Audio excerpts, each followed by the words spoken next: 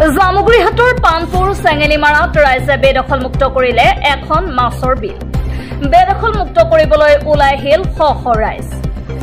গাঁওখনৰ আলিমুৰা নামৰ ৰাজহুৱা মাছৰ বিলখন কুচক্ৰান্তৰে বেদখল কৰি আছিল পদ্মকান্ত দাসৰ লগতে তেওঁৰ পৰিয়ালে। ৰাইজে ৰাজহুৱা সভা অনুষ্ঠিত কৰি মাছৰ বিলখন ৰাইজক গতাই দিবলৈ কেইবাবাৰো বেদখল কৰা ব্যক্তিজনক জাননী প্ৰেৰণ কৰিছিল যদিও ৰাইজৰ কথাত গুৰুত্ব দিয়া নাছিল পদ্মকান্ত দাস আৰু তেওঁৰ পৰিয়ালে।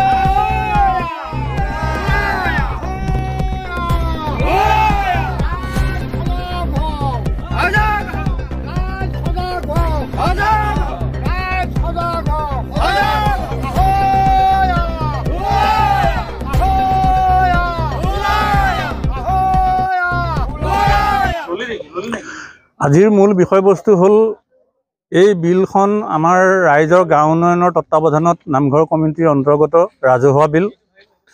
বিলখন আজি 65-70 বছৰ ধৰি আমাৰ পূৰ্বপুৰুষসকলৰ তত্ত্বাৱধানত বিলখন ৰাখি থৈ গ'ল আৰু যাৰ উপাৰ্জন স্বৰূপে ইয়াৰ এটা আৰ্থিক আমাৰ আমদানিৰ এটা স্থল হয়। গতিকে যিটো আৰ্থিক আমাৰ উৎপাদন হয় ইয়াত বা আমি উন্নতিমুখী হওঁ, এই আৰ্থিক উপাৰ্জনৰ পৰাই আমাৰ নামঘৰ দুটাৰ সম্পূৰ্ণৰূপে কাম চলি আহিছে, উন্নতি সাধন হৈ আহিছে। এটা সময়ত আমাৰ বাঁহৰ খুঁটা খেৰী ঘৰৰ পৰা আৰম্ভ কৰি সেই নামঘৰকেইটা আজি পাকা ঘৰৰ ডাইনালুম টিঙলৈকে হ'ল আৰু গোটেই তলত ফ্ল'ৰৰ পৰা টাইলছৰ পৰা ধৰি হ'ল সমস্তখিনি আমাৰ তাৰমানে চৰকাৰী অনুদানো পাইছোঁ তাৰ মাজতে। তাৰ উপৰি ৰাইজৰ উন্নতিৰ টকাৰে নামঘৰকেইটা আমাৰ তাৰমানে সাৰা হৈছে আৰু বিলখন আমাৰ বিক্ৰী কৰি যিটো উপাৰ্জন হয় সেই উপাৰ্জনৰ টকাৰে নামঘৰতো খাটে, দুটা নামঘৰত। আৰু ল'ৰা ছোৱালী পঢ়া শুনাৰ ক্ষেত্ৰতো আমি সহায় কৰোঁ, বেমাৰীৰ ক্ষেত্ৰতো সহায় কৰোঁ বা অন্যান্য গাঁৱৰ যিবিলাক তাৰমানে অনুষ্ঠান প্ৰতিষ্ঠান হয় তাতো আমি সহায় সহযোগিতা কৰোঁ ৰাইজৰ এই আৰ্থিকৰ টকাৰ সৈতে। গতিকে এই বিলকেইখন এতিয়া ৰাইজৰ চকুত পৰি কিছুমানৰ তাৰমানে আগ্ৰাসন কৰাৰ ইয়াত কোৰ চক্ৰান্ত বা অভিসন্ধি চলিছে, যাৰ বিনিময়ত এতিয়া ৰাইজৰ বিলৰ মাজত এটা পুখুৰীৰ সৃষ্টি হ'ল। এই গাঁৱৰে বাসিন্দা তথা পূৰ্বৰ আমাৰ প্ৰাক্তন সভাপতি শ্ৰীযুত পদ্মকান্ত দাস, তেখেতৰ পুত্ৰ শ্ৰী প্ৰবীণ দাস, তেখেতে এই পুখুৰীটো খন্দালে। প্ৰায় 2 লগিমান মাটি ভিতৰলৈ সোমোৱাই দি পেলাই তেওঁলোকে এই পুখুৰীটো খান্দি লৈ পেলাই আগ্ৰাসন কৰাৰ এটা অভিসন্ধি চলালে, যাৰ বিনিময়ত তেওঁলোকক আমি ন'টিছ কৰিছিলোঁ। ন'টিছ কৰি 3খনকৈ মিটিঙত তেওঁলোকক আমন্ত্ৰণ জনাই আনি আমি আলোচনাত বহিছিলোঁ আৰু আমি অনুৰোধ কৰিছিলোঁ ৰাজহুৱাভাৱে যে আপুনি যিটো কাম সংগঠিত কৰিলে সেই কামটো অতি সোনকালে মষিমূৰ কৰক আৰু ৰাইজৰ বিলখন আগ্ৰাসন কৰাৰ চেষ্টা নকৰি ৰাইজক এৰি দিয়াৰ ব্যৱস্থা কৰক বুলি আমি কৈছিলোঁ। তেওঁলোকে কৰি দিম বুলি কৈ লৈ পেলাই প্ৰায় 1 মাহ 1.5 মাহ পিছুৱালে। অৱশেষত আজি 4 দিন 5 দিনমানৰ আগৰ এখন মিটিঙত তেওঁলোকে নোৱাৰোঁ বুলি আমাক স্বীকাৰ কৰিছে।